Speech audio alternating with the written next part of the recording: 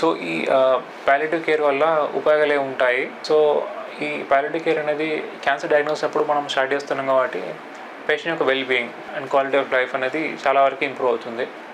ఆ నొప్పి తగ్గడం వల్ల కావచ్చు, ఆ క్యాన్సర్ యొక్క సైడ్ ఎఫెక్ట్స్ అనేది కంట్రోల్ అవ్వడం వల్ల కావచ్చు, తను ఫుడ్ అనేది బాగా తీసుకోగలుగుతారు. అలా ఉండడం వల్ల వెయిట్ గెయిన్ అనేది ఉంటుంది. అలాగే వామిటింగ్ అవ్వకుండా ఉండడం కావచ్చు, నొప్పి తగ్గడం వల్ల నిద్ర ఉండడం, దీనివల్ల డిప్రెషన్ అనేది తగ్గుతుంది.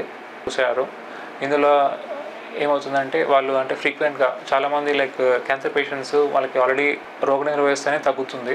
దీనివల్ల ఇన్ఫెక్షన్ రిస్క్ అనేది ఎక్కువ ఉంటుంది. సో వాళ్ళకి ఫ్రీక్వెంట్గా అడ్మిషన్స్ అవుతూ ఉంటారు. సో ఈ పాలియేటివ్ కేర్ ముందు నుంచి తీసుకున్న వాళ్ళకి ఆ అడ్మిషన్ రిస్క్ అనేది నెంబర్ ఆఫ్ విజిట్స్ కావచ్చు అది తగ్గుతుంది. ఒకవేళ అడ్మిట్ అయినా కానీ వాళ్ళు ఆ డ్యూరేషన్ అనేది హాస్పిటల్లో ఉండే సమయం అనేది తగ్గుతుంది. వాళ్ళకి అంటే ఫాస్టర్ రికవరీ ఉంటుంది. దీనివల్ల వాళ్ళకి better survival and better quality of life ఉంటుంది. So to conclude, palliative care అనేది ఒక క్యాన్సర్ ట్రీట్మెంట్లో చాలా ఇంపార్టెంట్ రోల్ ప్లే చేస్తుంది.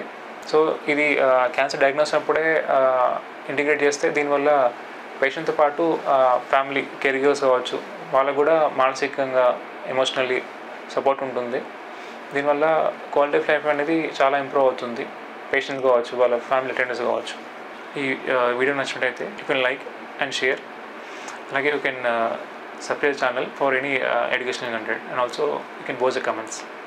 Thank you.